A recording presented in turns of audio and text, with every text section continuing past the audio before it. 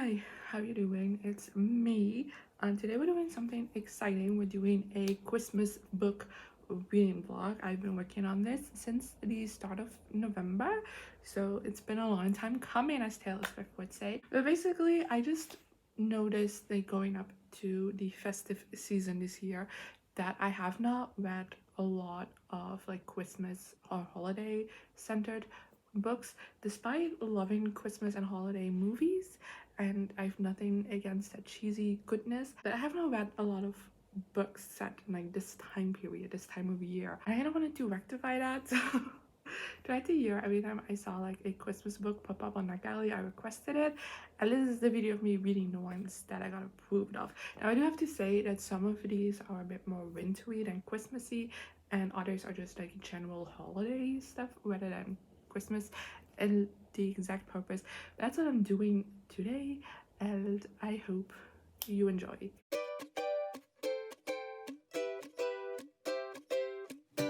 Okay, so I just finished the Christmas Appeal by Janice Hallett, which is a like novella length mystery set in the same world as The Appeal by Janice Hallett, which I read last month and really loved.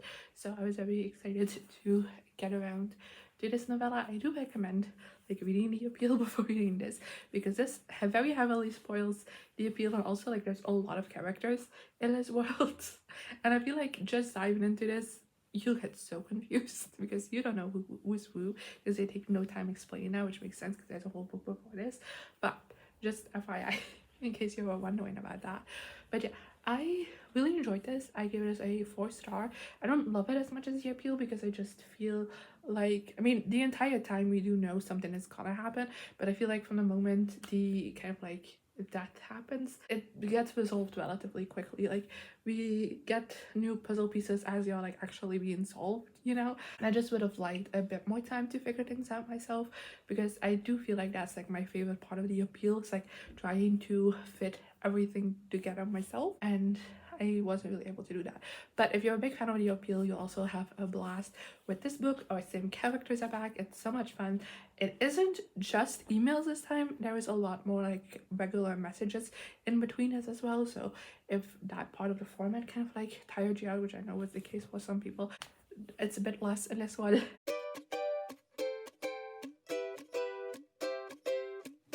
Hi, so I have finished another book, so I thought I'd talk to you about it, although I've been procrastinating doing this, so I don't know how much I'll remember to say. But I finished Wreck the Halls by Tessa Bailey, a Christmas romance, my first Christmas romance of the year, and I was so excited about this because I really like Tessa Bailey's books, and the premise of this book sounded really interesting to me because it's about these two people whose moms were in this band that was super famous in like the 80s and 90s, and they broke up while they were both pregnant of the main characters, you know. And it was like this huge fallout, and like nobody knows what happens, and everyone's curious about what happened. So they've kind of like spent their entire lives kind of like in the spotlights, but like at the same time in the shadow of their moms, in a way, where because neither of their moms kind of like wants to talk about the press about what happened, like they kind of get bombarded with the questions of it, you know. And now it's like years later, they're adults, and recently a song of this band has gone viral again, and the questions about a possible reunion are higher than ever. And one of our characters decides to agree to a TV show. Not really a TV show, it's an internet live stream. Like it's pitched as a TV show, but like it's live streamed on the internet. Anyway, basically trying to get the two of them back together for Christmas, because both of them kind of like the money that comes with the show, and they obviously end up falling in love because that's the way shit gets done around here. And like I said, I thought the premise for this sounded so interesting. I thought it was so much fun, but really let down every friend besides the Steelbirds, which is the band name. Their moms, amazing, so epic. Like I get why the whole world was obsessed with them for years, because I only saw them for like a couple of pages and I'm obsessed with them, and I wish there could be like a book about them instead, because That would be so epic. But no, we got this. And I wasn't the biggest fan of it because I feel like our relationship was extremely underdeveloped. That was like my main issue with the book. It's so underdeveloped. Like it's insta love. They see each other, and I get that they have like this like mythical kind of connection even before meeting each other because their lives have always kind of been tied together because of who their moms were. So I get that you kind of have like this immediate kinship with each other, but just like the insta love wasn't. And then like I can forgive insta love if you then later on like end up developing them more and like fleshing the relationship out more, and it's not just that instant moment of connection that is the whole driving force of the relationship. But that definitely was the case with this book, and I feel like what made it worse is that I felt like both characters had the other one on like this massive pedestal, and nothing that happened, nothing that they could do could knock the other person off of it, and it kind of felt more like they were in love with the idea of being together and that being faith, because that's what's been pushed on them their entire lives, rather than them actually falling in love with each other. I also just wasn't the biggest fan of our characters. I mean, Melody was the female main character, was fine enough. She was fun, but like I feel like there wasn't a lot of depth to her. But like the guy, there was depth to him, sadly, but just it was like, I don't know, I didn't like him, and that also just bothered me a little bit. I wasn't biggest fan of this. I gave it 2 stars in the end.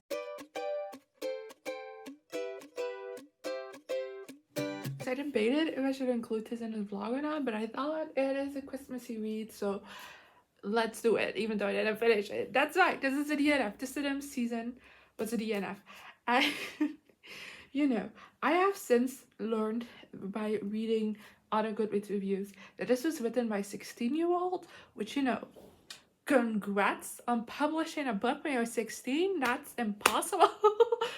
But explains a lot. Because I feel like the writing in this book was so incredibly juvenile, and just like the drama in it was so juvenile.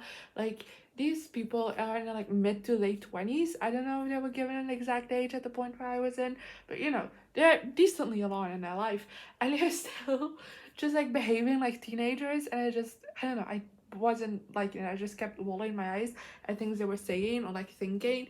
And then we also got like every other chapter is from back when they were teenagers, because there's a second chance romance and when they were first falling in love and stuff like that, and there just was no distinction between the two. Like the only way you could distinguish is because it was at the head of this chapter, it was set of like several years ago. Hi, so I was sick all day yesterday and I could barely do anything besides read on my iPad, so that's what I did, and I have some updates for you.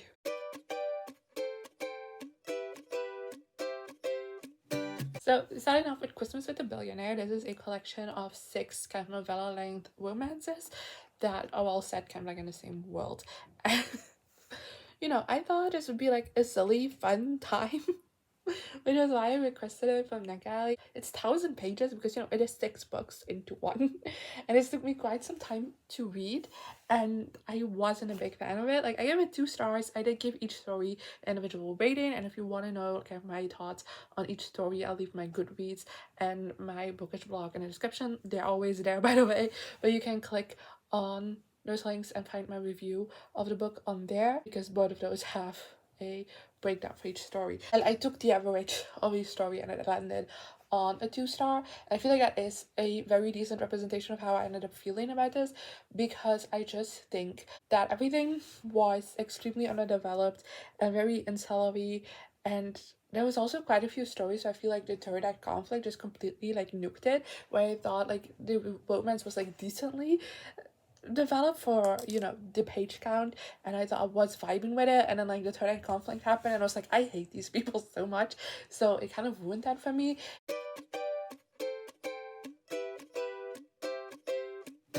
And then I also got started on the Christmas Guest last night, and I kind of very quickly ended up DNFing that. This is not a novella, it's a Christmas mystery book. I don't think it's thrillery that much, but I could not with the writing of this book, because this book is told, it starts off like this woman deciding to spend Christmas alone and like cleaning up her closet, and in the closet she finds this old diary that she has, and it's recounting kind of like the story of when in college she ended up going with someone to their home for Christmas, and I'm saying someone because it's not necessarily a friend, it's like a slight acquaintance. And these diary entries, I will give prop to Peter Swanson. They're very much written like a young 20-year-old woman would write her diary. Hi, hello.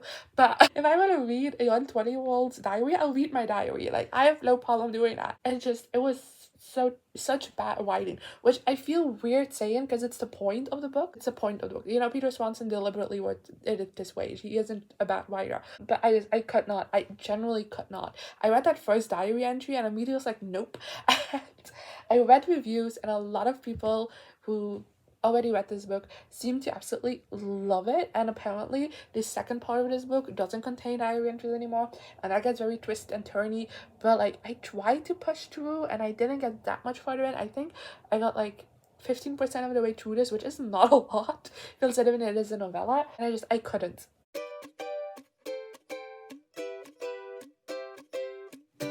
I finished another Christmas book, so I'm here to update you yet again. I finished Wrapped with a Bow by Lillie, Vale, and it was a 4-star for me, which kind of was a shock because in the first half this was very much reading like a 5-star. I just thought the main couple, which is very cute, and like they had a lot of interactions that just kind of like made me giddy, and there was a promise of like a bunch of Christmas festivities in this very Christmassy small town. And you know, I love a Christmas romance, but like if it's set in a small town, extra points. Like, Christmas in a small town is just a different beast, I have to be honest. So I was so excited for where things were gonna go. I was like, oh, it's gonna be such cozy Christmas with a very great romance. And then I feel like the second half kind of let me down because a lot of those scenes that were promised to us just didn't happen, and we just got told like, oh yeah, we went to do that thing yesterday and now we're doing like nothing basically. And it's disappointing to me that just so many of the things were kind of like skimmed over, but like it was promised. Like, I don't necessarily mind if you tell me that you went to a Christmas market off page, but like if the entire book you keep hyping up this Christmas market and then we don't get to see the Christmas market, it just, I don't know. It felt like a disappointment, and I feel like in the second half just like almost nothing happened. And I did still like the romance. I thought I really liked the way it was developed. Like I said, I thought they had a lot of cute moments, and I really loved their banter and interaction with each other. And I even think the third act conflict was somewhat realistic for the situation, and I didn't hate it. And I typically am not a big fan of third act conflicts, but I really liked how it played out in this one.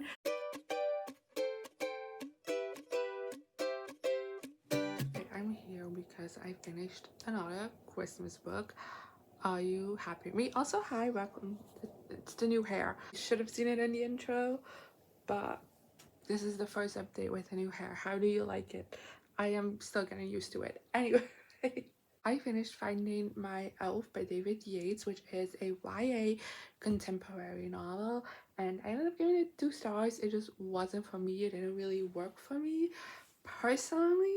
I really didn't like the main character, and I feel like oftentimes in Christmas books we have a main character that isn't the most likable and kind of like a Scrooge type character. I feel like that's like a typical trope in Christmas books, but I didn't feel like a main character was unlikable in like the bah humbug way, but more in the this guy's insufferable way.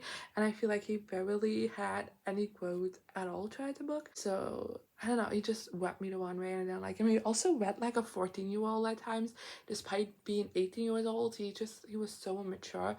I wasn't a fan, and then I also wasn't really a big fan of the romance. I feel like it was extremely underdeveloped, and like the love interest had like less page time than some of like the very non-important side characters.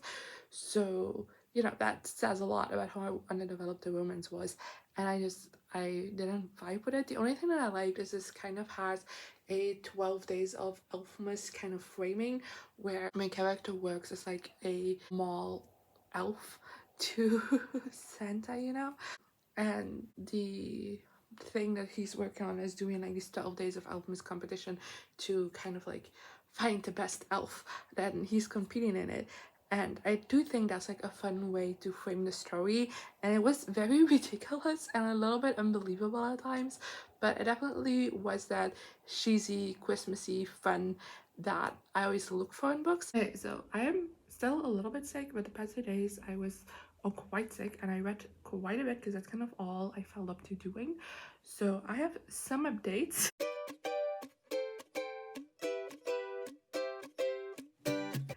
with A Winter in New York by Josie Silver. This one is definitely one of the ones that is definitely more winter, not Christmas. It isn't that Christmas centered. It's like one scene set on Christmas, but like that's it. For the rest, there isn't like a lot of Christmassy stuff going on in the book, so I do want to preface that. I ended up giving this book 3 out of 5 stars. I have a hard time reviewing this book because when it comes to the romance, because this is technically a romance book, I thought that was really bad. Like, I wasn't the biggest fan of the romance. I do think they had some cute moments together, but I do think what really sat one with me is that, especially like the love interest, they had a lot of opening up and was like very vulnerable, and at the same time our main character was lying to him about like very fundamental parts. Like, it wasn't like a small lie, it was like pretty big stuff, and that she was just like lying about while he was getting like all honest and vulnerable. I don't know, it gave me the ick a little bit to have that going on. And then like throughout the book there was also just like a bunch of like small things that honestly have no bearing on the plot whatsoever. Like, they could have not been included at all, but it gave me the ick because they were included. But at the same time, it is also a book that deals with a lot of difficult subject matter. I do feel like all of that was really well handled, and I actually sobbed towards the end when kind of like a more of a resolution came to the subject matters, and that part of this book definitely worked well.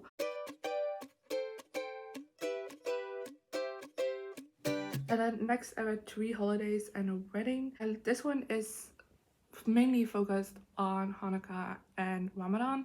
It's very little Christmas. Like, the only Christmas about this book is really that they're filming a Christmas movie in a small town. But like, for the rest, like, it's all about Ramadan and Hanukkah, which I also really enjoyed reading about. I also really liked the friendship between the two main characters. I thought that was the strongest aspect of this book. Like, their friendship that gets developed throughout this book is phenomenal, and I love just how quickly they connect with each other and they understand each other. But something I just had with this book is I give it 3 stars, which I didn't say, I'm sorry, but I gave this book 3 stars because even though there were those elements that I really enjoyed in it, I also just felt a bit bored while reading this. Like, I feel like certain parts of it were very dragged out. There's a lot of like going in depth about feelings and discussions with people, like a lot of dialogue around kind of like the same topics constantly. And I feel like every pairing of characters you can think of within this book had like a deep conversation about life and love, and I don't know, it got a bit too much for me. I feel like a couple of those could have been cut out because it got repetitive a bit as well. And I don't know, I was bored quite a bit while reading it. We're really not ending this video on a good note because the last 2 books that I decided to read for this video ended up being DNFs, which I don't like DNFing books, and I DNF'd so many for this video. I DNF'd 4 books for this video, which is a lot.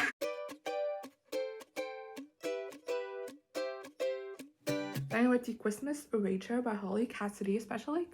Apparently, having Christmas in the title doesn't help your case. But this one, I didn't like the writing of. I think that was my main issue with it.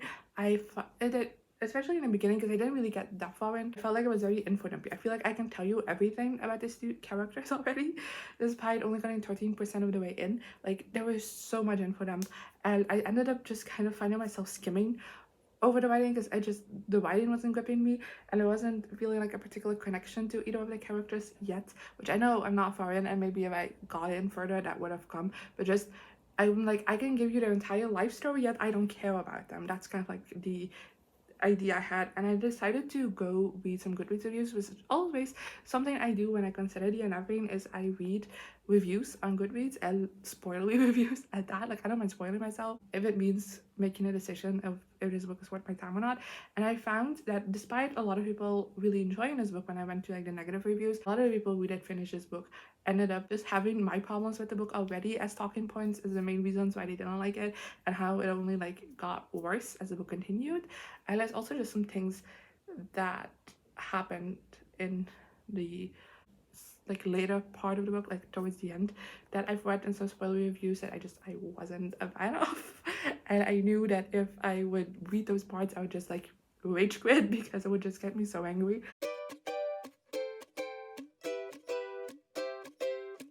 Then the other one I DNF'd is a December to Remember. I DNF'd this, how far in? 14% of the way in. And this honestly is a it's me not you problem with the book, because it doesn't really seem like my thing, which sounds bad to say because I did with Crystals of Nagale, and the synopsis did sound amazing. I thought it was interesting. I thought it would be not a fun read because it did always sound a bit sad, but like, you know, a decent read. But what I found with what the little I read so far is that there's a lot of heavy subject matter in this book, and based on some of the reviews I read, again, when I consider the indefinite, it doesn't seem like all of those will be handled with proper care, which I don't like. If you're gonna introduce so many like deep, heavy subject matter, just do a good job. If that's like the whole crux of your book, like it felt so heavy and so sad already from like this 13%, and I knew I wasn't even on like the meat of the story. The thing that kickstarts the plot for this book hadn't happened yet, so the fact that it already was this heavy and this sad, I wasn't vibing with it. That was everything for this video. I feel like this was such a depressing end to what was supposed to be a fun video. Like, I was hoping that I would find favorite Christmas book after favorite Christmas book, because I just read so many, and I never got above a 4-star. This video kind of feels like a failure. Am I a Grinch? That's how I feel right now. I don't know. I genuinely hope not. I don't want to be a Grinch. I was gonna say I enjoyed my time, but I didn't. This was a short. And like the fact that I had a reading slump in November did not help, because now I read 2 of these books in November, The Christmas Appeal and Wreck the Halls, and all the rest I read in December. Because that's how my slump worked. I feel like if my slump didn't interfere, I would have had a better time, because now I feel like my brain is just mushed with Christmas and I'm over it already. This is so bad. I am a Grinch. I am so sorry. But if you have any Christmas books that you really loved, definitely let me know in the comments, because I need some recommendations. If you celebrate Christmas, Merry Christmas Eve. If you're watching this when it goes up, which I don't know if you would, because it's Christmas Eve, you probably have better things to do. Yeah. Have a festive one.